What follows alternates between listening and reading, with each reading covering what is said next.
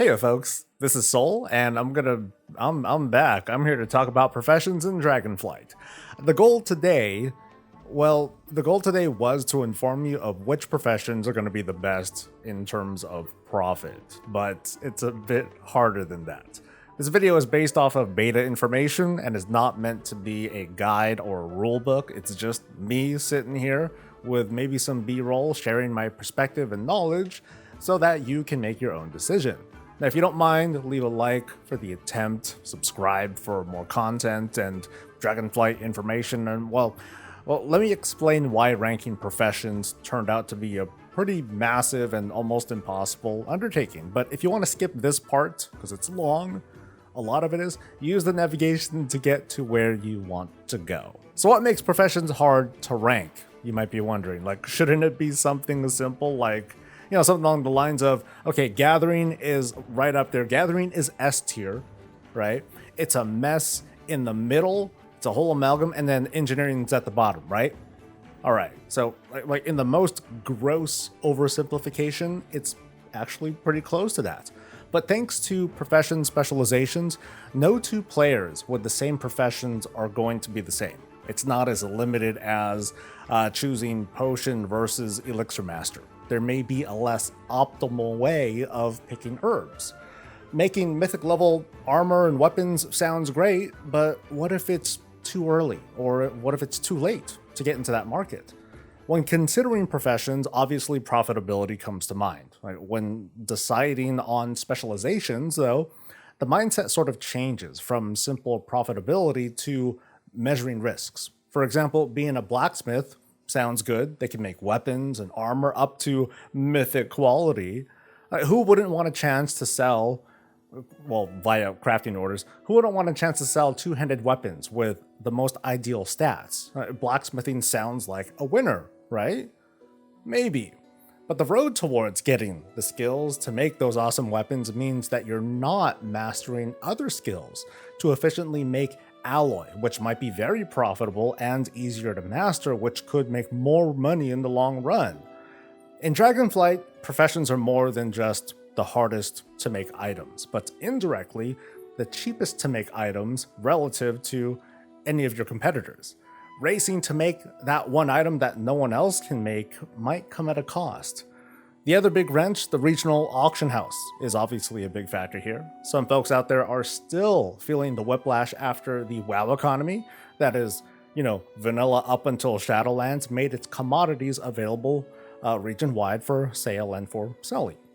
The WoW economy up until now is 18 years old, mind you. 18 years and well over like 100 million players worth of old materials and garbage and accumulated gold.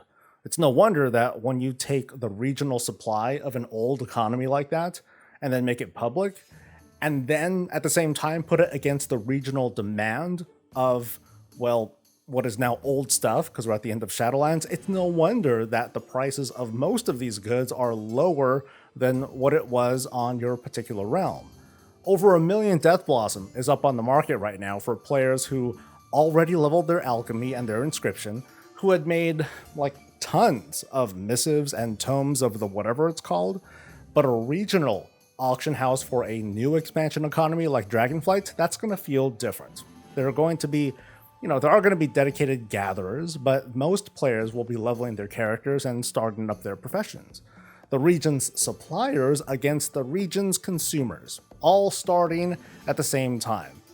It's going to be a wild card, and I'm going to talk more on this later. Before we can properly rank the professions, we have to describe them or re-describe them and identify the risks, the strengths, and the weaknesses.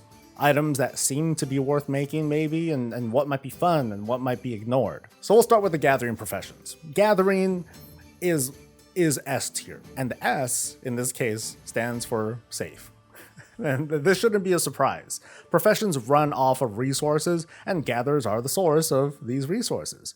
Pushing back against this just a tiny bit are the different world activities and treasures and fishing nets and rares and more that can drop some profession materials, but by and large, the economy starts with gathering.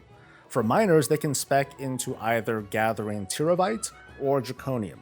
Now, Tyrivite is far more commonly found than Draconium, and blacksmiths use Tyrivite primarily in lower-end recipes, so at first glance, the value of Tyrivite long-term sounds like it's not going to be so great.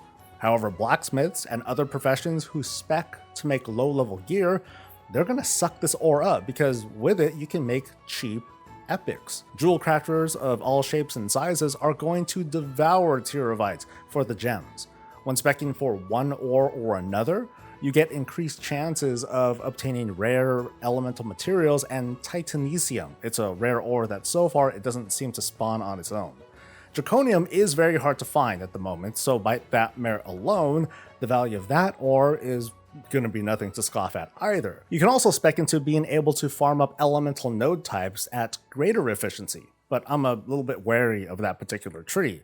These special nodes that you can find, well, they're pretty hard to find, actually. They're pretty rare, and while the gathering bonus from it stacks on top of your other mining skills, there just aren't enough of these nodes to make it seem like a worthwhile early investment. You're probably better off doubling down on one of the two ore specializations I talked about. Herbalism, on the other hand, it works, well, really similarly to mining, only that there are 4 kinds of herb nodes found on the Dragon Isles. Hochenbloom, as I think I'm pronouncing it, is the most plentiful of the 4 herbs, while the others grow in more specific places, although they're still kind of all over the place. Maybe you want to spec for the other 3 herbs because those will be more in demand for phial creation. It's the new kinds of flasks that are made by alchemists. It's hard to say which of those 3 herbs are going to be the most popular in case values on the phials are like retuned and redone, but I've got to go back to Hochenbloom again because it's the most plentiful. It's just like Tyrivite. Speccing into Hochenbloom increases your chances of obtaining elemental materials, which will also sell for all sorts of professions. Like mining, herbalism is easy to level to where you can access the second tree or spec tree easily, and it's hard to deny the power of skinning plants under the botany tree. Now, this is something I couldn't test due to needing spec points, and it's a little bit hard to do that on the beta, but I'd probably recommend getting access to that perk sooner than later, so you can expand on where you can farm. Skinning is also a big winner because leatherworking covers 2 armor types, and all armor slots are up for demand in Dragonflight. I have a feeling that mastering basic skinning is going to be the best short and long-term investment. Lots of recipes use special hide and scales, so going down this route is surefire gold for people trying to craft higher-end gear. Speccing for bait crafting means that you can unlock these special mobs that you can kill and skin. Now, I'm not sure if any skinner can get in on the action there though. Like, if they can't, then this skill might be worth it on a smaller realm, but if you're on a fairly high population realm, you can probably count on following another skinner to where these mobs are and leech some materials, or you can just make a group finder sort of party. That could work too. And fishing is just fishing. At least as far as I've tested, there's nothing new going on there, which is a bummer. After all that I've experienced in the beta with these other professions so far, fishing was kind of a letdown. And on that note, a quick blurb on cooking as well. Without specializations with cooking, there's nothing really cool happening with cooking either. There's no strategy to it other than to say that cooking will be in demand as much as it always has, and fishing will be as critical as it always was. It's just not quite as fun against the other primary professions. Now let's move on to the armor professions. Leatherworking covers 2 armor types, but blacksmithing, I would say, covers the most options out of the armor professions thanks to weapons. They can make a whole bunch of them. Smiths who are interested in armor or weapons are going to have to make some commitments though. But fortunately, one isn't forced to pump spec points into anything, whether it's blacksmithing or anything else. You can just keep acquiring them. You can keep acquiring these spec points until you're ready to make a decision. Now, when it comes to armor or weapons, you can either be a specialist at making a specific piece of gear as best as you can, or trying to make as many different pieces of gear as you can. A lot of this is going to depend on your realm's size and its demand. I mean, yeah, you can go and be like the renowned smith who put all their points into being able to make the highest quality axe with an embellishment and customized stats, or you can instead take those points and be able to craft a chest and a helmet and leg plate at a decent level.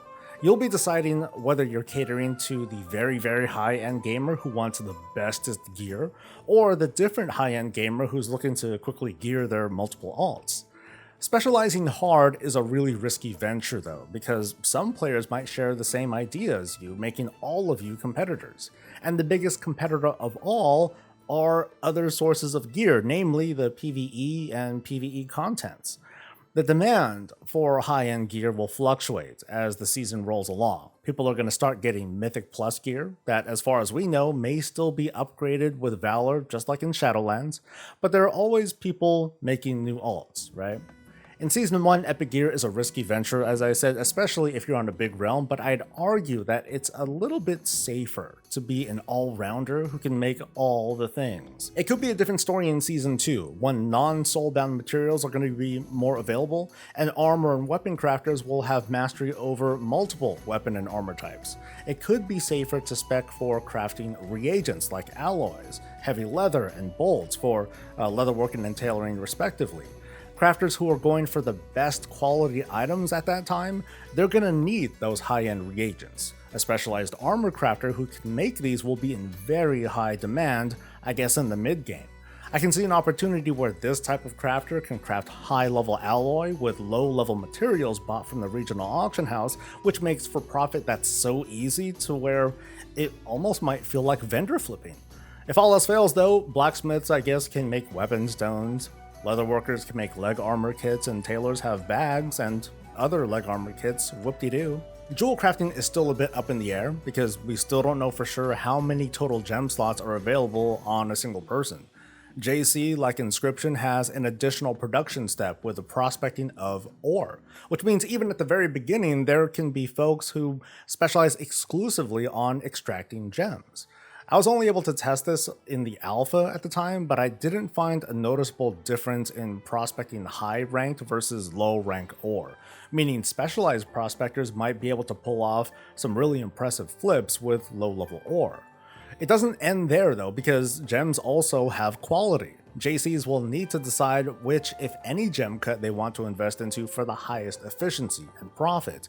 But don't forget that JCs can make gear too, including a trinket. Simmers will probably decide whether the trinket is worth using. If it's discovered that it's best in slots compared to raid or dungeon trinkets, demand is going to skyrocket. However, I have a feeling that the WoW team wants trinkets like those to be competitive and not dominant at endgame, making trinkets a pretty risky investment to spec into. Safety tells me to invest in prospecting and to play the buy low, sell high sort of game on the commodity market. Gem cuts will be profitable, but really competitive. And the same goes for jewelry unless you're going for making those perfect mythic quality rings or necklaces. Racing to be able to make that is going to be super cutthroat, but the first ones to the finish line there are going to make insane money. I think Inscription is uniquely positioned to have a lot going for it, from gear to consumables, but there's a significant drawback. Outside of weapons, scribes don't offer a whole lot of useful stuff until the rest of the economy has matured a little bit. Like in Shadowlands, they can make stat missives. In Shadowlands, they sold pretty fast because you needed to have 2 legendaries. Needed. In Dragonflight, you need 0 crafted armor, but you can wear up to a full set, so there's that give and take. Even then, the armor and weapon crafting economy needs to be up and running for the demand for missives to even begin. Contracts for reputation are back, but you need high-level reputation before even unlocking them. Darkmoon box trinkets seem powerful and pretty cool, but just like Jewelcrafting, if word gets out that the trinkets aren't very competitive, there goes that market. And the profession itself is extremely hungry for herbalism materials. There are 5 pigments that can be extracted, and you need each of the 4 Dragonflight herbs. From these, you make 3 different inks, and from those you make 2 higher level inks. Developing this profession is going to feel very slow and it's going to be very resource intensive, so it might be in some folks' interest to instead, like other professions, to specialize in the stages of production, namely to mill pigments and to develop higher level ink. In the long run though, Inscription might be laughing its way to the bank. They can make a treatise that grants any profession spec points, although oddly enough, there's no such item for skinning. I couldn't find it. Since these items are bind on pickup, these are only going to be sold via the crafting order system, where basically people with professions who are trying to power level are going to offer gold to have a scribe up their skill level.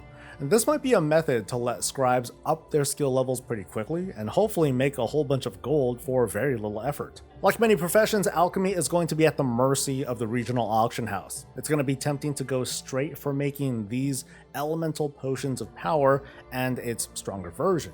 There are no longer separate cooldown potions for each of the primary stats, which will be a double-edged sword because you only have one potion to make now, but you only have one potion to make. Lots of raid teams are going to go down this route of making this potion, so that way they can unlock cauldrons. Yes, instead of flask cauldrons, they're going to have potion cauldrons. So as a side effect, there are going to be a lot of people who are spec'd for making these potions. It's going to be a pretty risky venture to try and mass produce these in order to sell. So I think, and again, here's a reminder to not really listen to me too much, but I think there might be a dark horse in transmutes. Every profession uses these elemental reagents to some degree, and there are only so many that gathering professions are going to be able to produce.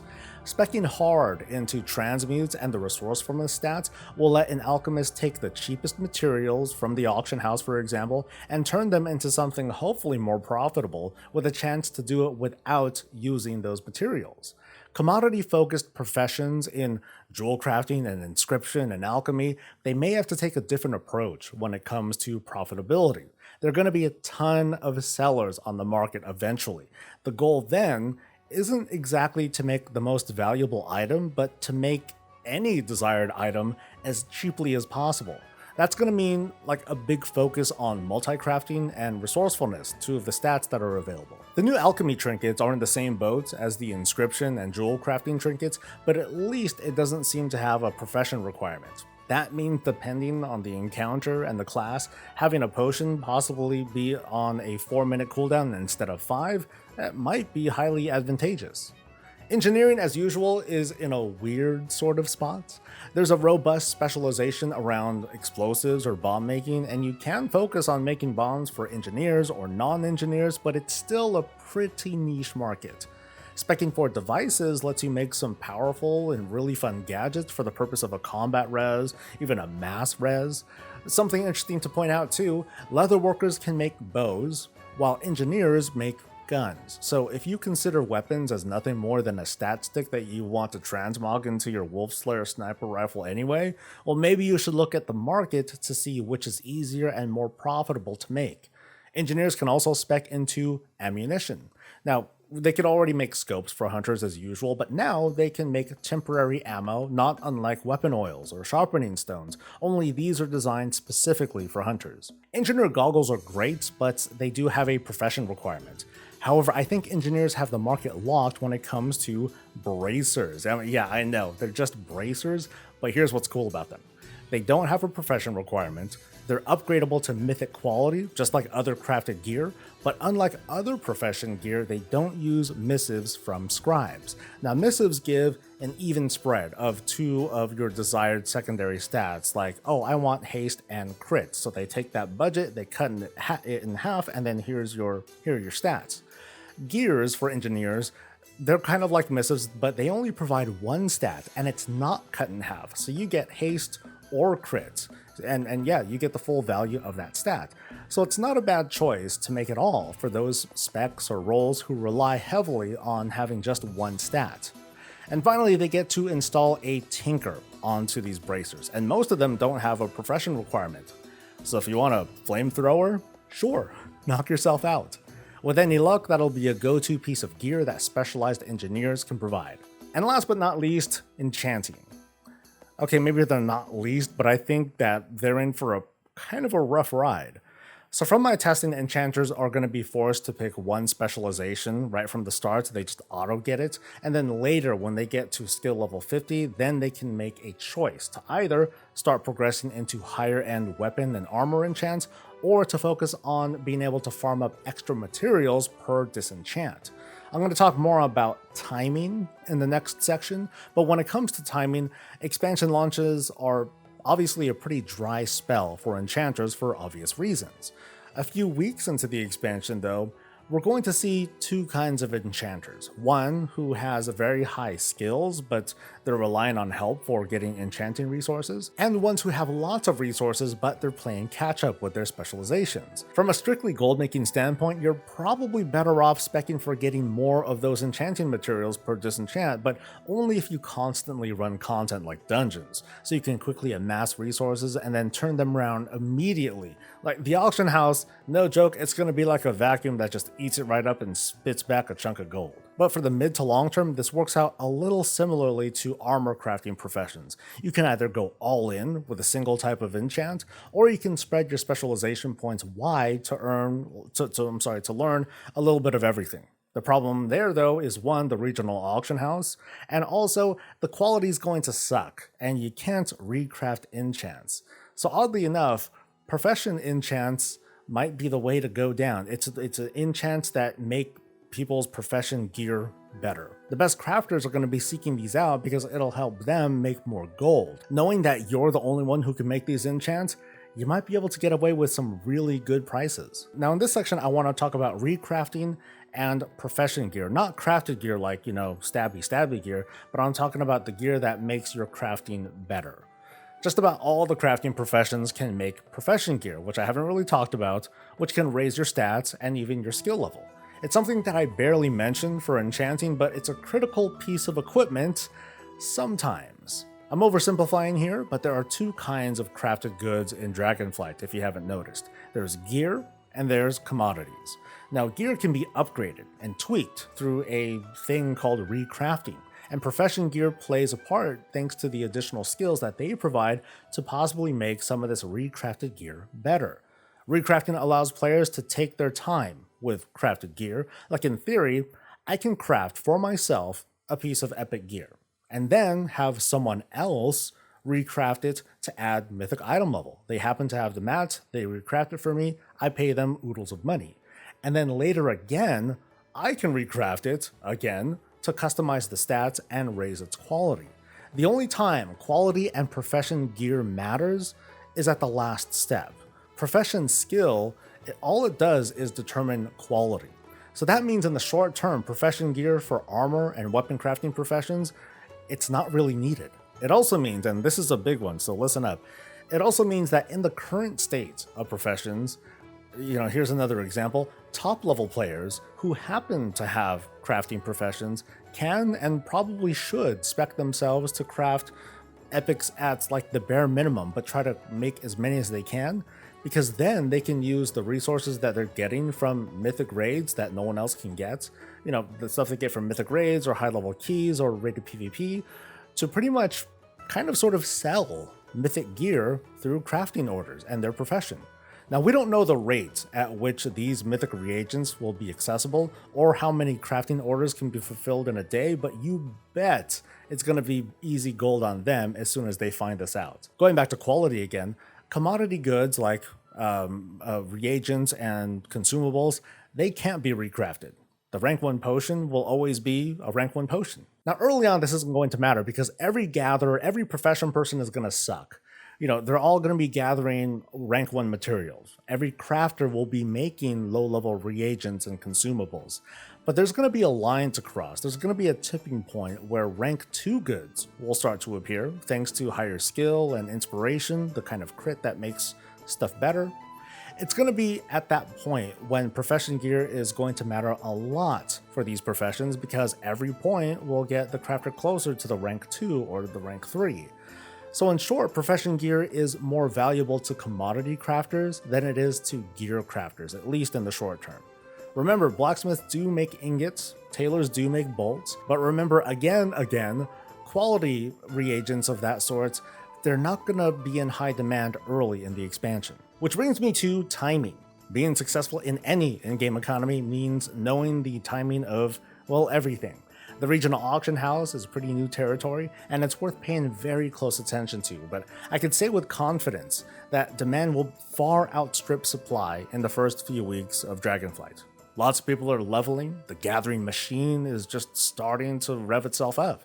We've seen historically in World of Warcraft that there's a period where gathering materials go for insane prices, but at some point, that window closes and prices will start entering this period of fluctuation that typically follows patterns around like raid resets, patches that introduce new crafted goods, and new seasons. We've seen with the regional markets in Shadowlands that prices quickly self-regulate based on the regional demand, and from how prices look right now, demand is there, but it's way outstripped by supply. Dragonflight, though, is a new market, and Dragonflight professions are especially hungry for resources. Eventually, the market will shift towards people being hungry for high-quality resources, and then it'll fluctuate again because these crafters now have higher skill and multiple specializations, and then they'll be able to produce products without the need for high-quality materials. But then again, gear crafters trying to make perfect mythics will definitely need high quality materials. God, how am I gonna rank professions in Dragon? What the hell kind of video did I just make? So, ranking professions. Yeah, this is gonna be easy, right? Like when we consider the many specializations and how long it takes to get those up and the timing of which products will be on demand and the specializations themselves, it's not easy to just rank. But here it goes. Tied for first place, mining and herbalism. Both professions are going to be devoured by blacksmithing and engineering and jewel crafting and inscription and the other one, alchemy, but it depends on your specialization too. Teraphite spec miners cater mostly to jewel crafting, I guess. Draconium spec caters to blacksmithing and engineering. One might be more profitable than the other. Your herbalism specialization will also lean you towards supporting a certain alchemy specialization, so you want to look out for which potions or files are in most demand. Inscription is like an herb incinerator, though. They're gonna be going after everything. In close second place, skinning. Skins support a lot of professions, but they don't seem to be as high of a demand an item as ore and herbs, but I can easily be wrong. Leatherworking is 2 armor specializations after all. I think though that skinning mats will start to regulate on the regional market faster than ore and herb, but it should still be pretty easy money. In third place, and I'm kind of just throwing it in there, but I'm gonna throw in cooking and fishing together. They're staples of mid to high end content. They're safe, but they're boring, but they're safe, and let's move on. The next few spots here are high risk with high reward, but it totally depends on your playstyle. Jewelcrafting comes in 4th place because everyone's going to need gems, but more importantly, mythic level rings and necks are probably going to be the most in-demand mythic level crafted thing. Even specking for prospecting should yield good results in the short term. Blacksmithing comes next at 5th because they can make the most weapons tailored with the secondary stats that users want. Leatherworking and tailoring sort of tied for 6th, I guess. Leatherworking covers 2 armor professions like I mentioned a couple of times, and that's very cool, but also it means that they're going to be using a lot of specialization points to master both. Tailors are self-sufficient, and I forgot to mention this, they can spec to farm cloth more efficiently, and they can make bags and spell thread for constant income. Now, all of the crafting professions, including jewel crafting, can potentially shoot up to 1st place. Now, I'll mention this again. Top players who can acquire the reagents to turn epics into mythic item level stuff, they can just spec to craft any high-end gear at low quality, then fulfill crafting orders for mythic gear. Now this sounds chaotic at first, but in the worst case scenario, we'd have a lot of people shelling out money for, it'd be mythic item level gear, but it would have random stats on them, which would sound kind of horrifying, and they would need to be recrafted by someone else anyway.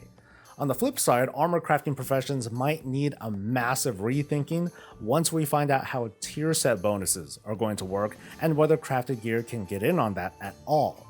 Alchemy comes 7th, I think. I think I lost count. Demand for potions are high, and the trinkets, they're pretty good, but they're very much at the mercy of the regional auction house. I think that it's going to start out feeling easy, but prices will start going haywire very quickly. It's going to be hard to gauge the player behavior when, consumers are going to be faced with getting rank 1, 2 or 3 potions depending on the kind of content that they're doing. Like, how is the race to world first people, how are they going to treat the consumption of high level or low level potions? Inscription is a good, solid, and sad 8th. Lots of professions are going to depend on their missives.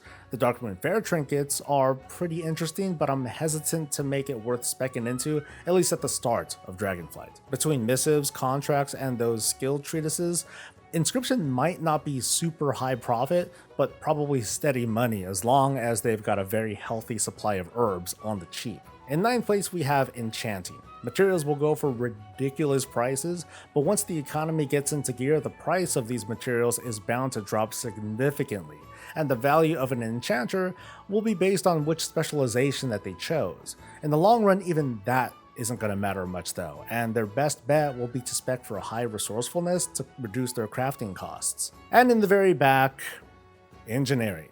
Not because they don't make compelling stuff, I mean, they might have the bracer slot locked down for the entire expansion, don't get me wrong, but they don't make enough compelling stuff outside of what could be useful for hunters and some one-time fun things like toys. Whew. Now, I want to remind you folks that this ranking is 100% opinion. Don't assume for a second that I'm right, but I urge you to at least consider these thoughts as you make your decision. I'm totally cool with your clapbacks and your pushbacks and your comments, so fire away. Like the video if you enjoyed this very long talk. Thanks again for coming and staying for the whole thing, and subscribe for more content. Stay safe, stay healthy, and stay breezy.